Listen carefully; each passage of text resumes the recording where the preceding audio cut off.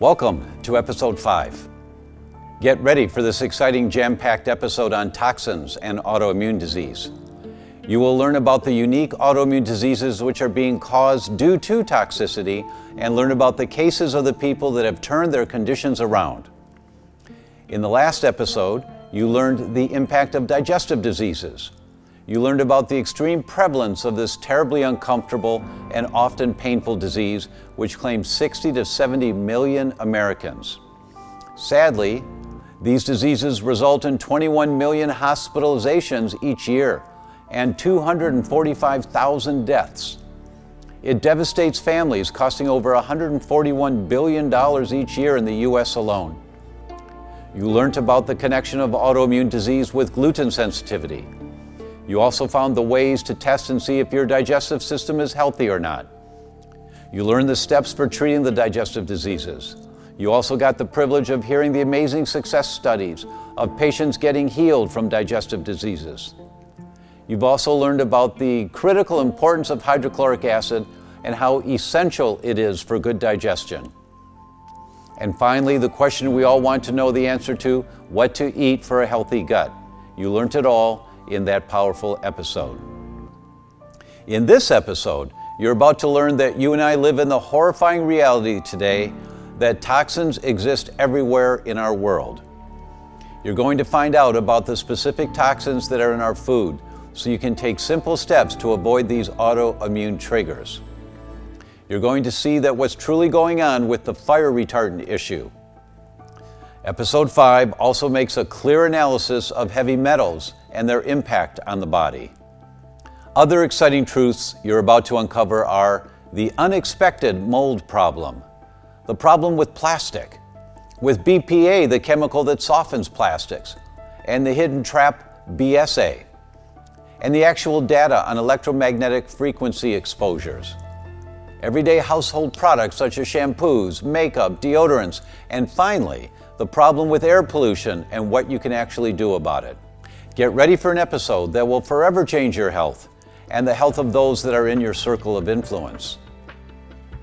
In the United States and Canada, chemicals are used in consumer products and released into the environment before they are tested for toxic effects, not like in Europe.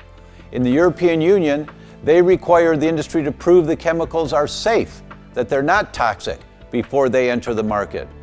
Here, we have to prove that they're not safe. More than 1 billion pounds, yes, that's billion, 1 billion pounds of pesticides are used annually in the United States, 3/4 of which are used in agriculture. Recent biological monitoring studies indicate that pesticide exposures are widespread in the U.S. population, including to pregnant women and children. Is it any wonder why we are experiencing such a dramatic increase of autoimmunity?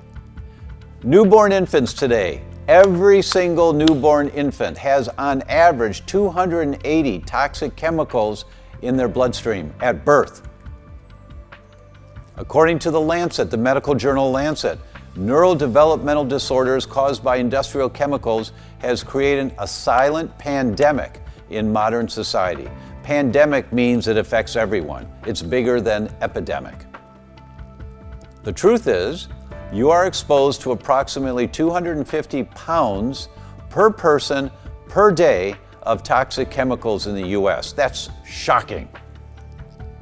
Unfortunately, under the EPA Inventory Update Reporting Program, the chemical manufacturing industry estimated that approximately 27 trillion pounds of chemicals were produced in or imported into the U.S. per year in the early part of this decade, which is the equivalent of approximately 74 billion pounds per day.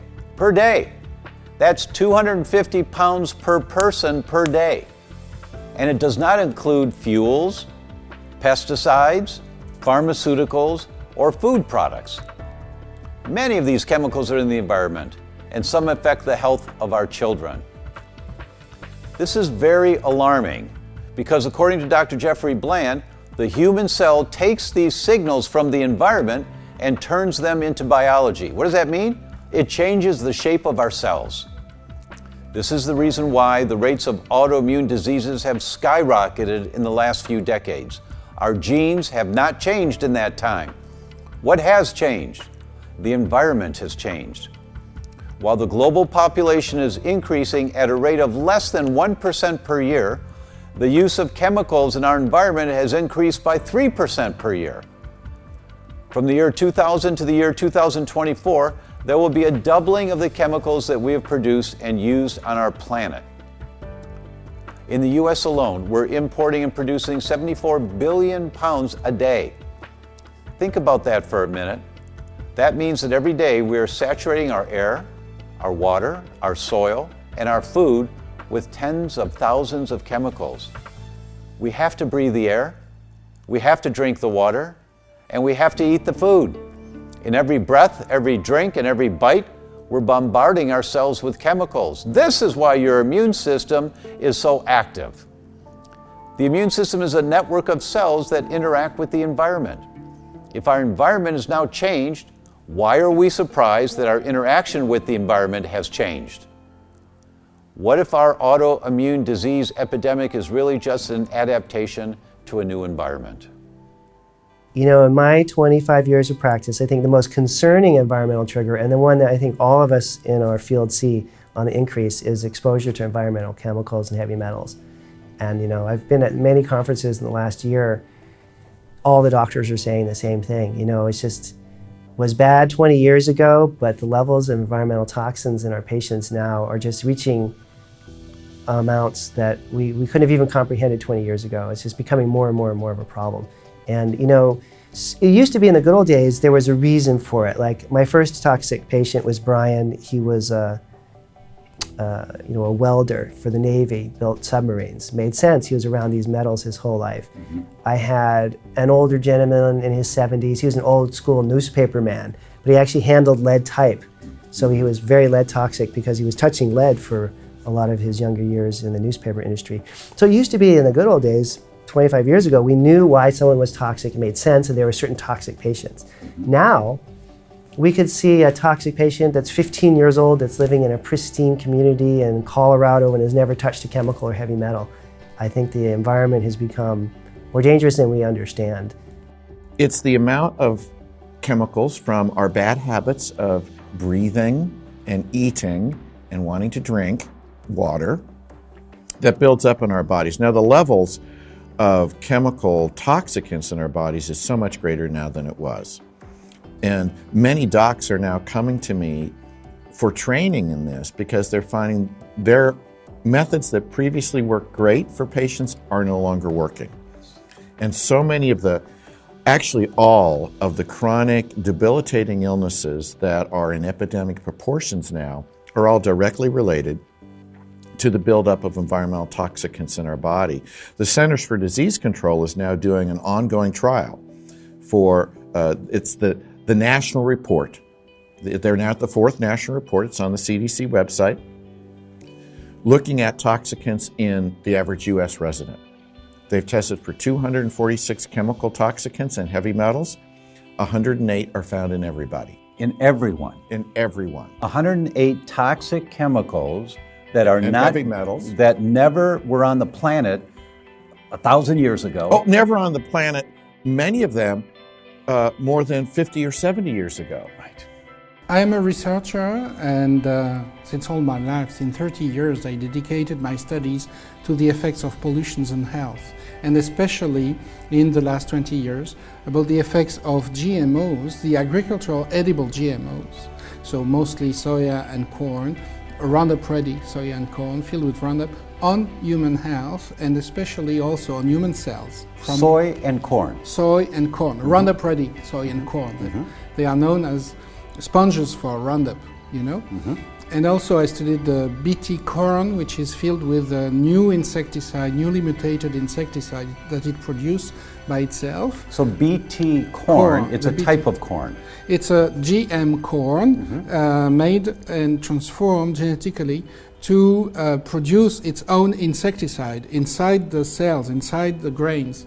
And I dedicated that, my work to that, in order to study the long-term effects on mammal health and to study the effects of the toxins on human cells. First, we have found that on embryonic cells as well as in mammals, Roundup, which is a major pesticide of the world, is a lot more toxic, 1,000 times more toxic than glyphosate alone. And so that there was a fraud in the declaration of the active ingredients.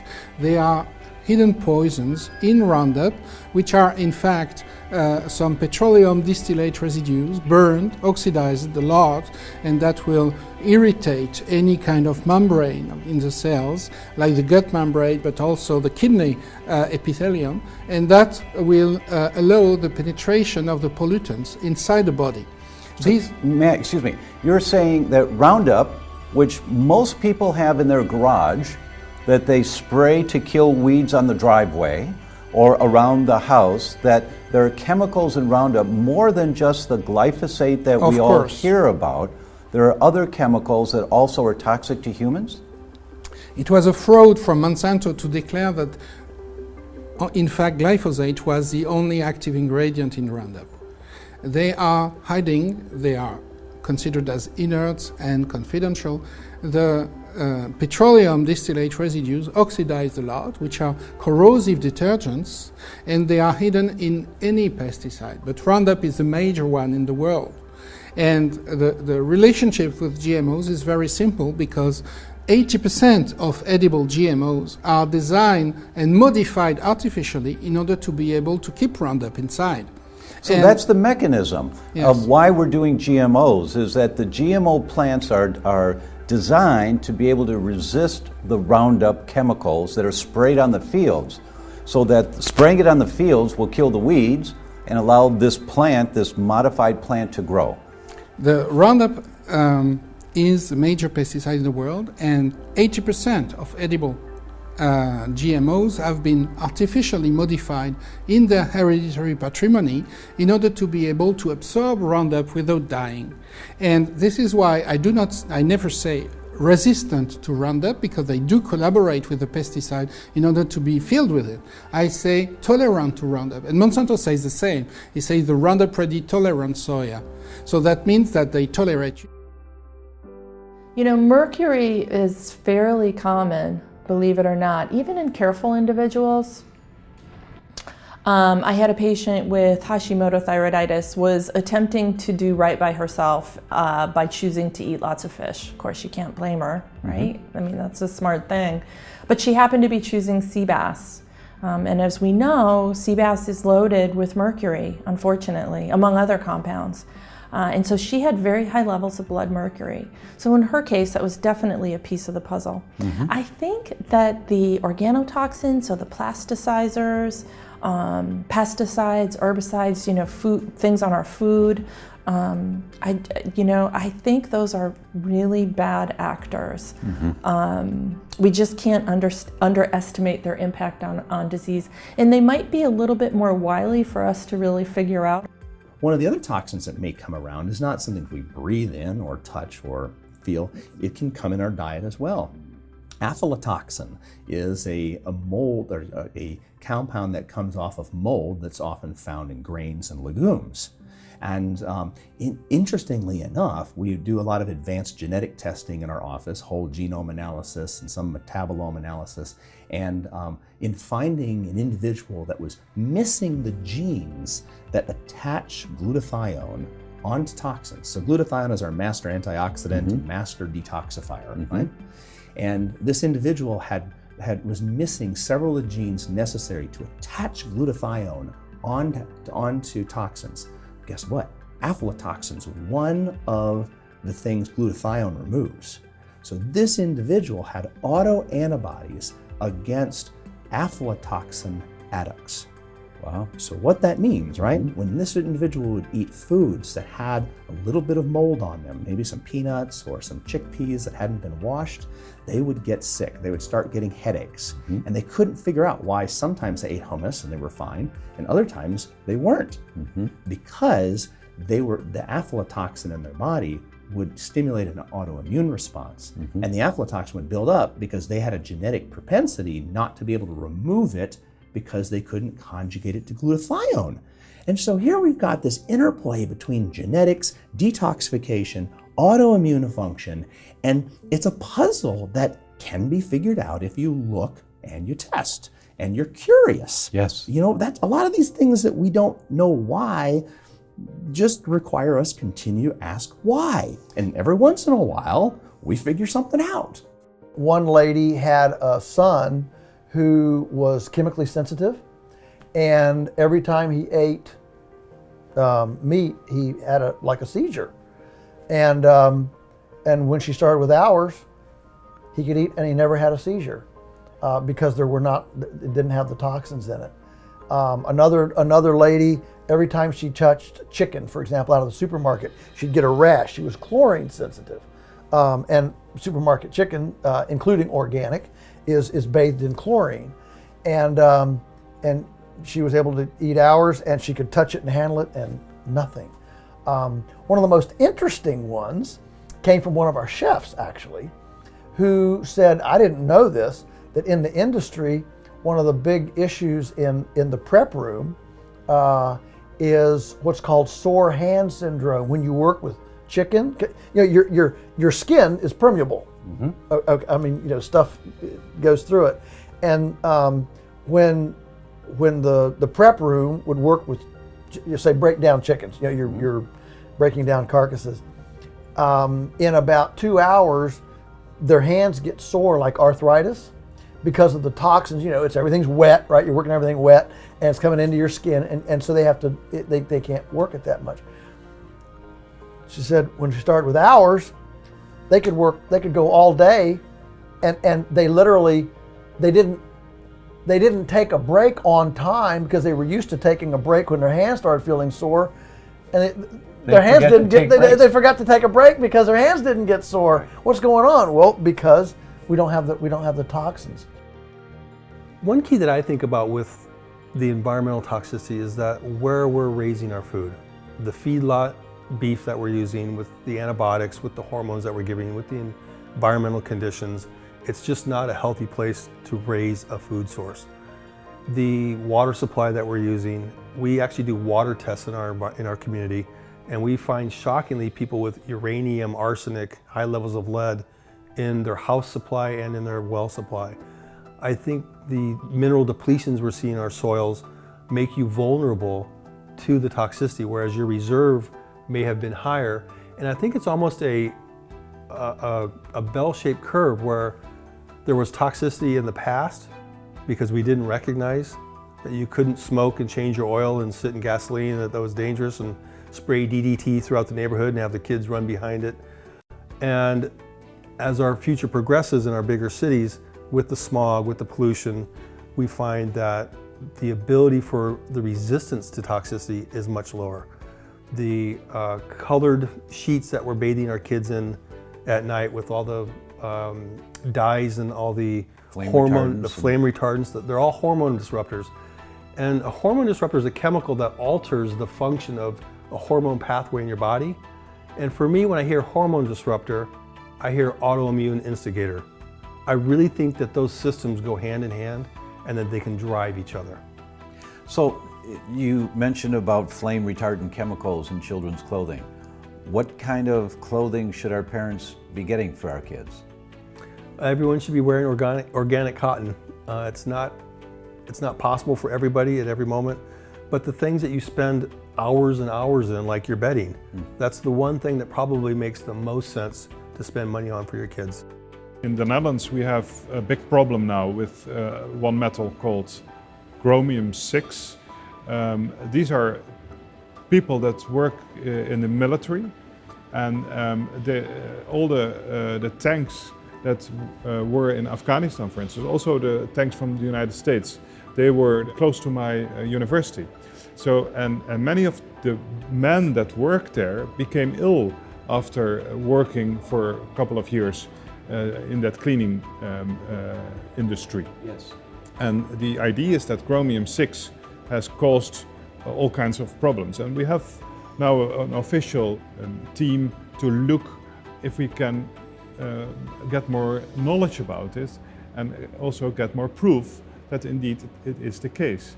So metal allergy discovery and determination of metal allergy is a big issue nowadays. When you said these workers got sick, Yeah. were they sick with autoimmune conditions? Yeah, well, there's three diseases that they have. One is the increased prevalence of cancer, especially cancer of the throat and of the stomach and of the lung.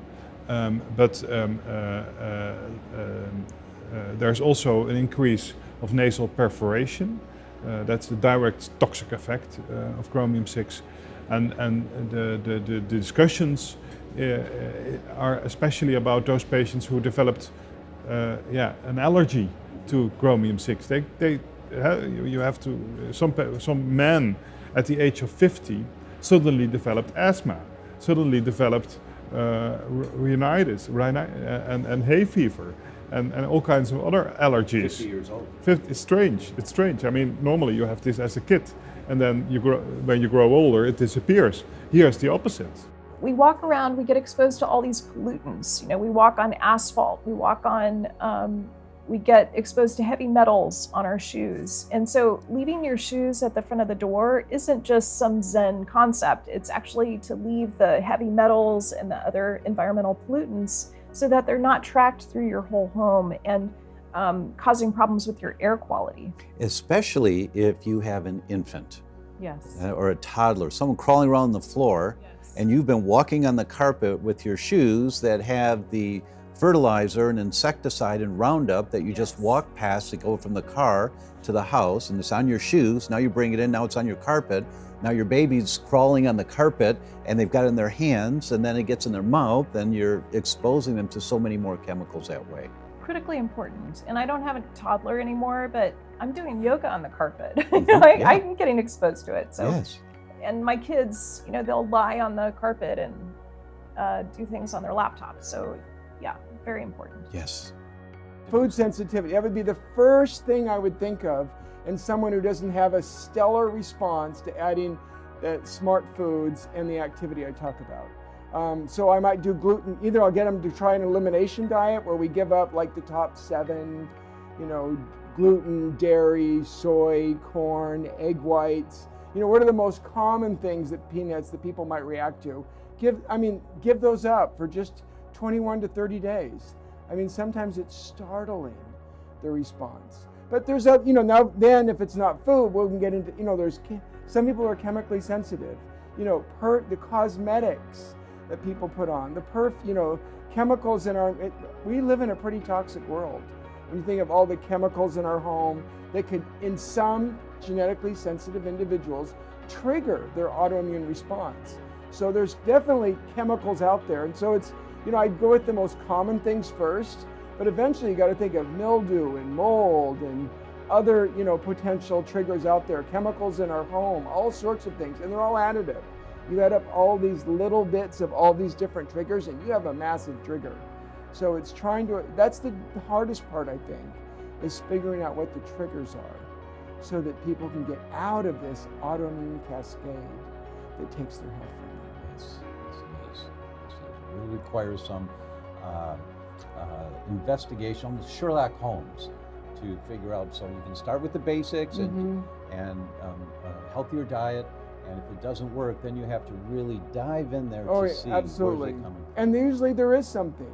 Bisphenol A, also known as BPA, is the main chemical in plastic products. So plastic bottles, plastic utensils, they spray this plastic in tin cans even. They spray it over paper towels. Carbonless credit card receipts. Right, that's all bisphenol A. So studies have shown that about 90% or higher, 90% of the population in the US has very high levels of urinary bisphenol A, this BPA compound. So this toxic chemical is in the urine. Right. For 90% of us already. Right. So it's really known mostly as an endocrine disruptor, meaning that this is a compound that can actually bind to a hormone receptor. And there's lots of evidence that BPA is what they call endocrine disruptors. So it can make females and males have abnormal hormone development. So someone's body might think they've got a whole lot more estrogen than they do. Right. Or a whole lot more testosterone than they do. Right. So that's the concept of BPA being an endocrine disruptor. And there was actually a U.S. Senate hearing about world-leading experts on this BPA compound, whether it should be removed. And the expert opinion was to remove it, that this is dangerous to the population, but that hasn't been done. Politics, right? So what they've done, some people will say things like BPA-free, but now they're using something called BSA, which is more toxic, more inflammatory. So, there's a saying that Dr. Vijnani always says, plastic is plastic, and there's some truth to that. But BPA is an area that of interest for us because we know what some of the research shows is that once you get exposed and ingest this plastic compound, besides its endocrine disruption effect, it can actually bind to your own protein and then create a new trigger for autoimmunity. And we did a publication a couple of years ago where we looked at healthy blood donors, and about 10 to 12% of people had that reaction going on in the population of healthy blood donors. Healthy people had this. Yeah. You can do some things to limit their exposure. Like for plastic, if it's heated, you get more release in your liquid. So if you have water that's been sitting out in the sun, a water bottle, then that plastic BPA compound gets in the water. Or if the solution is really acidic, like soda. Soda has a very low pH, right? It's very acidic. So that acidic environment makes more of that plastic BPA compound go in the solution. So the plastic bottles of soda that you can buy in the store are likely to have levels of BPA in them. Absolutely. And if they're not refrigerated and if they're hot, just the fact they're acidic, there's a higher BPA content than, let's say, water. Right? So a few things that you could do now. First, don't leave plastic water bottles in the car. Absolutely. It's great to have water in the car, but get glass bottles or have a coffee mug kind of thing. Metal thermos. A metal thermos, and stop using plastic water bottles in the car. The second thing is, if you're drinking pop, don't. But if you are drinking pop, don't get plastic bottles of pop. Is the can a little bit safer? Well, the cans are still coated with BPA, aren't they? Oh, well, that's it on pop. Sorry, pop's out. So, I mean, the point is that these things do have an impact. The biggest insult, though, is when people drink coffee through a coffee lid. Yes. Because the heat releases the BPA into the liquid. We talked about using stainless steel containers for water and also glass containers. They're totally inert, so that's the safest thing to use.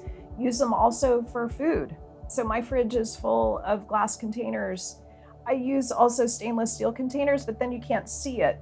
And for whatever reason, stainless steel just doesn't work as well for me and my family with leftovers. Yeah, I can't imagine, why do they put lids on pots that are not glass? I know. I mean, you want to see how things are cooking in there without having to take the lid off, right?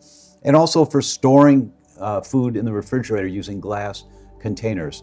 So would you be cautious about plastic containers in the refrigerator with your foods? Yeah, so stay away from plastic. I mean, when I first started to see the data on plastic and what it does to the female body and to the male body, I just got rid of everything that I had.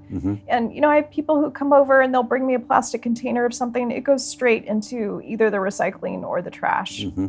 I just don't want it in my home. Another important class is your pots that you're using for cooking. So Teflon, the cheap non-stick saucepans that you can get, they're terrible. They're so nasty. Teflon is an endocrine disruptor. It does a number of harmful things to the body. I use ScanPan, which is based in Scandinavia, and it doesn't have endocrine disruptors in it. Or just use a cast iron pot or an enamel pot. We use the Le Creuset. Le Creuset. Yes, Le Creuset. I love Le Creuset. It's great for making soups and stews and everything. The EMF exposure, I think, is going to be a bigger problem than we think. There is some suggestion that's already a hormone disruptor for the adrenal gland. That data is fairly clear. There seems to be cancers in unusual places where people keep their phones, and particularly for the younger people in our society. The younger you are, the more that the EMF penetrates the body. There's some good data that shows the depth of penetration in the brain for little kids versus adults is much, much more dramatic. And so I think it's one of those things where sometimes it makes sense to be more prudent before the data is actually here, especially when it's a do no harm choice. And I really think that as time goes on, we're going to find that there are things we're doing that we probably shouldn't have been doing. So I fully agree. So as a parent, one of the things they could do is just demand that their children are using cords with the phones. Not a Bluetooth, because then you're putting a battery next to your brain anyway, but using a cord that plugs into the phone. and they're talking on a headset. Yes, that's what I do. That's what I do also. I think that's the smart way to go. Yeah. You know, if a person has a lot of electromagnetic radiation exposure in their homes or workplaces, it's fairly simple to create safe zones, like a bedroom, for instance, so that they're not being constantly bombarded with electromagnetic radiation. So removing electromagnetic radiation is a fairly simple thing to do and profound. May I ask you about that? Sure. People think, oh, I don't have any electromagnetic radiation, and it's really easy to run a test to see if you're being exposed to electromagnetic radiation when you're out in the world. All you have to do is turn on your smartphone and then try to connect to a wireless. Right. And look at how many wireless networks are within range of your smartphone. That means that electromagnetics is in your aura, in your presence. Absolutely. You know, all our computers are cable, so we do not have wireless routers. And then I've tested our home for a phenomenon called dirty electricity. And you can get these Graham Stetzer meters. They're not expensive. We have one in the clinic we loan out to patients. Yes. And they draw a little map of their homes where the plug-ins are, and then they go from plug-in to plug-in with this meter and record the digital readout. And you know, the wiring in a home can act like a large antenna and pull radio frequencies, microwaves out of the air. And you know, if your home is close to you know, a electric generating station or switching station, the electricity goes out through the wires and into our homes, but then it has to return to the station because it's a loop. So if you're in that pathway, that will move through your home, through the wiring, and it can come out in your atmosphere. I remember in the mid-'80s somewhere reading a study that if you live within a quarter mile of high-power electrical wires, the incidence of children with leukemia was much, much higher. Sure. If you find areas in the home where there's a very strong, dirty electricity, you can buy a filter and just plug it in. So in our bedroom, we've got 3 filters. And you know, if the head of your bed is close to the wall and there's wires in the wall, there will be a field from that. So, good idea to pull the bed away from the wall. So there's some women who never wear lipstick, bless them.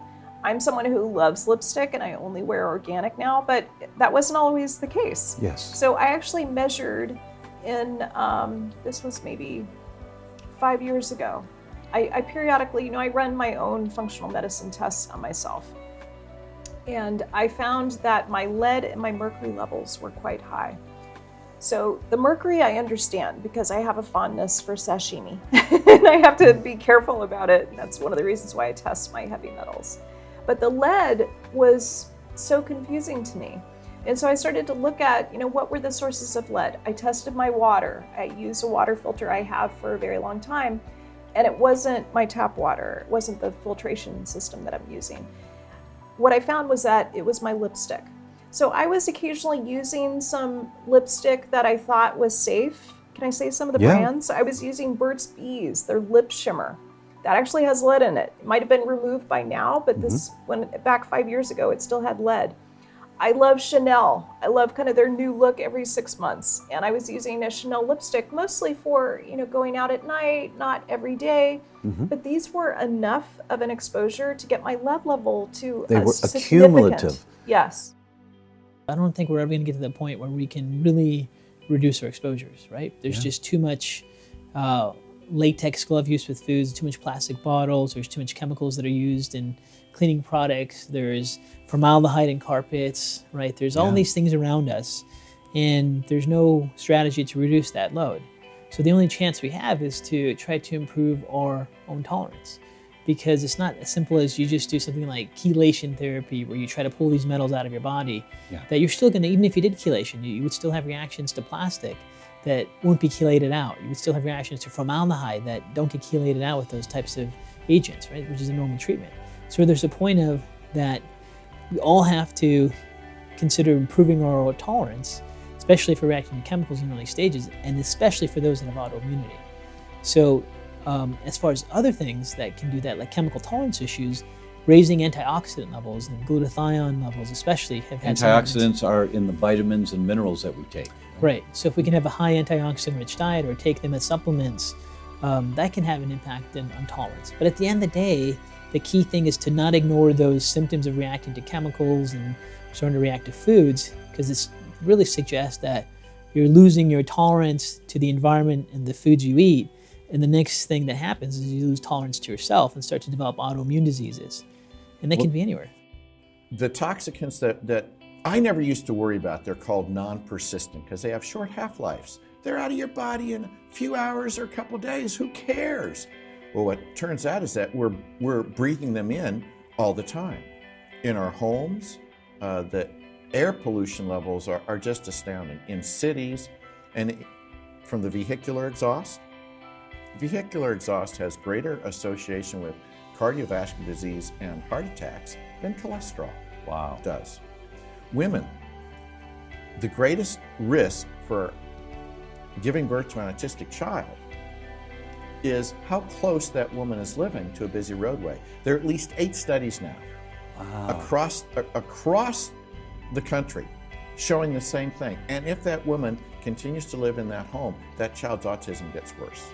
You know, I know of the studies that show that children in Mexico City have Alzheimer's already, early Alzheimer's. They can identify the plaque in the brain. It's because of the toxicity of the air. Yeah, it's the vehicular exhaust is not a good thing. I don't know why this is not more well known. But you can make lab rats fat, obese, from air pollutants, vehicular exhaust. You can make them diabetic. And in human studies, the cardiovascular disease, the autism, allergies, asthma. So these environmental toxicants are multifaceted. They knock out the immune system. They knock out the mitochondria, so you don't have energy, chronic fatigue. That's the furnace in every cell that generates energy. So you don't have energy, and if you can't take that fuel and burn it for energy, it goes into storage, fat. Yep. So these things from the other, vehicular exhaust, the plasticizers that we get in our air, and as well as our personal care products, the greater the level of phthalates or plasticizers in the urine, the bigger the belt size in males, females, and children. So there's a correlation between the urine phthalates, meaning our body's trying to get rid of this stuff, get it out of there, and their belt size. Correct. Now, these toxicants, they damage the mitochondria, the immune system, and we've known there's been this imbalance in the immunity for a long time. Now it's clearly researched. I can piece it all together for you. These toxicants imbalance the immune system so that you can't fight off virus or bacteria well. So you end up with chronic infections, Lyme's disease, chronic Epstein-Barr, chronic herpes, all these other things. And then, so that's low Th1, high Th2, allergies, which have been in epidemic proportion for the last 40 years or 50 years, and autoimmunity. It's the same imbalance that is found in the host of all the chemical toxicants that the CDC has proven are in all of us. There was an airplane falling on Amsterdam, causing a lot of problems. It was an El Al airplane. And then after the airplane fell on a part of the city, it appeared that there were many patients with autoimmune diseases. They began to, many people they developed autoimmune autoimmune diseases. And the question was, what was the reason? So they were looking for poisons and for all kinds of toxicities.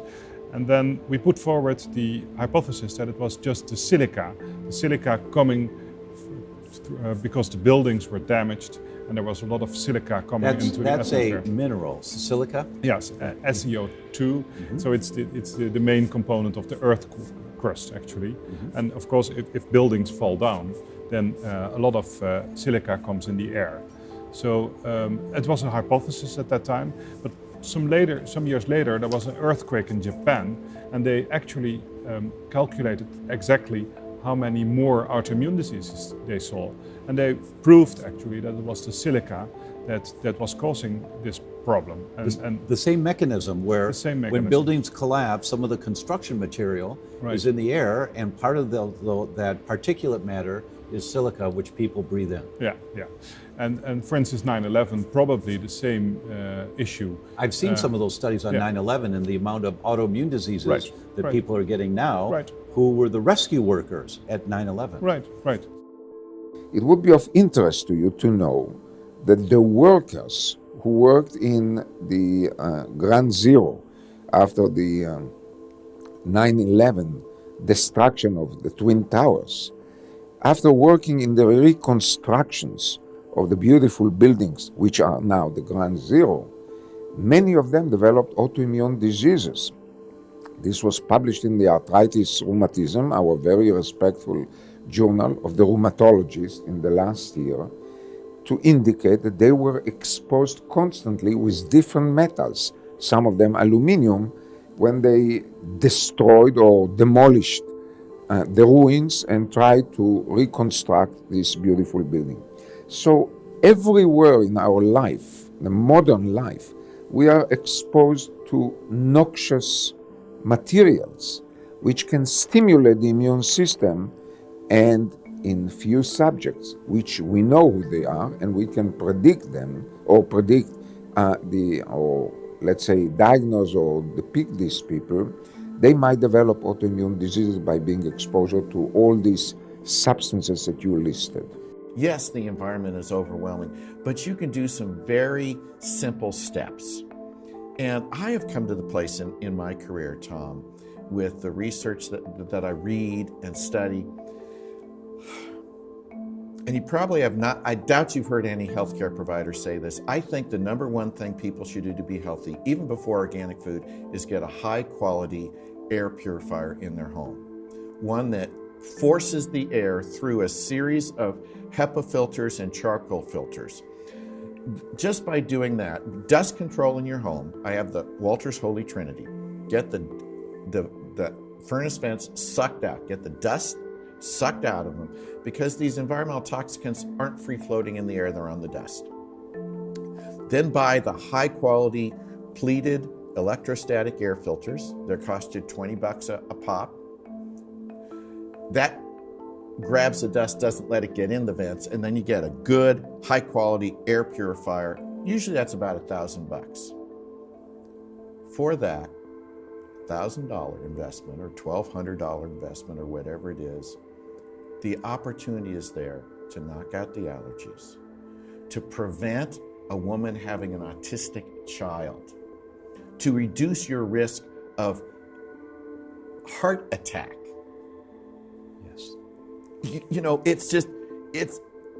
that's number one. So the air that we have control over, which is in our home, you have control over the air in your home. That we spend at least half of our time in, because we sleep there. Exactly.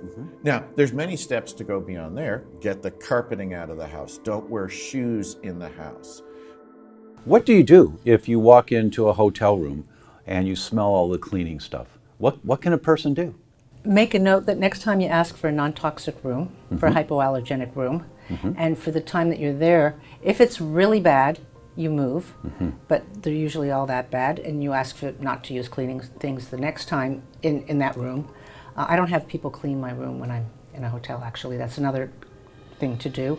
And to bring in an air filter. There are HEPA air filters in hotels that you can ask for. Yes, hotels carry HEPA air filters. Oh, what a great idea. Yeah. That's a great little pearl. I'm going to start a run on HEPA filters. HEPA just means it's a very small pore, so it really filters out the fine particles. So you're cleaning the air so that that environmental exposure is not as bad for you. Right. If you are a son of a patient with rheumatoid arthritis and you are positive for anti-CCP antibodies or rheumatoid factor antibody, it's possible to have rheumatoid arthritis almost in 50% of the sons or direct family who smokes. So smoking may be a trigger that seems to be Yes, correlated but with... it's well correlated. Okay, so that would be an environmental statement. So those family members of someone with rheumatoid arthritis, if they're smokers, they're likely to have elevated antibodies. Yes, to and likely, rheumatoid. yes, and likely to have the disease. And have it, but they may not have symptoms yet. Yet, but they will be very good candidates to have the disease. So that's the clinical disease. Smoking. You won't believe how deleterious smoking is for the immune system. And let me give you just one example how it can induce the immune system to react toward our own organs. When you smoke the proteins in your alveoli, in the lung. You change their conformation, and they are not recognized anymore as our own tissues by the immune system, and the immune system attacks it. There is even a theory that everything starts from smoking or inhaling toxic substances into our lungs, and then the cells are distributed to the different organs to induce one of the 80 different autoimmune diseases. Moreover, it has been found that in smokers, quite often, our therapies, what we call biological therapy, the newly developed anti-missile therapies, they are not effective if you are smoking.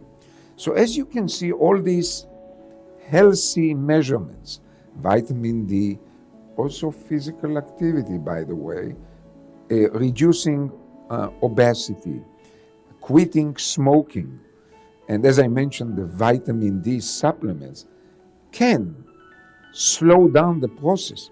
So if we detect by our predicting measurements a person who is at risk, definitely we have to recommend him these otherwise healthy measurements to slow down and to reduce the risk of developing an overt disease from these hidden markers of being at risk to develop autoimmune diseases. And thank you for taking the time to listen to various experts in their fields when thinking about this important subject. The subject that I've been asked to discuss today is how toxicants and a body burden of toxins and the whole subject of detoxification can impact autoimmune disease. And I hope that you will grasp kind of the big picture of the timeline of our lives and how we go through life, various exposures and traumas that cause tipping points for our immune system, inflammatory systems to become more reactive, and how addressing many factors can cause the immune system and inflammatory cascades to calm down and restore life and vitality. This was an exciting episode. It's a shock to see that all of these environmental toxins are causing some of the autoimmune diseases, especially BPA, phthalates. Make sure to take this information and apply it to your own life. Make sure to learn more about proper detoxing to get rid of these toxins from your body. For tomorrow's episode, we will be looking into diseases related to the brain. You will find out about how brain deterioration and Alzheimer's can be properly treated, and you will also find out about the shocking truth about connections between vaccinations, autism, and attention deficit. Did you know that Alzheimer's and Parkinson's originates in the gut years before there are brain symptoms? This just came out in the research last year. Okay, see you tomorrow.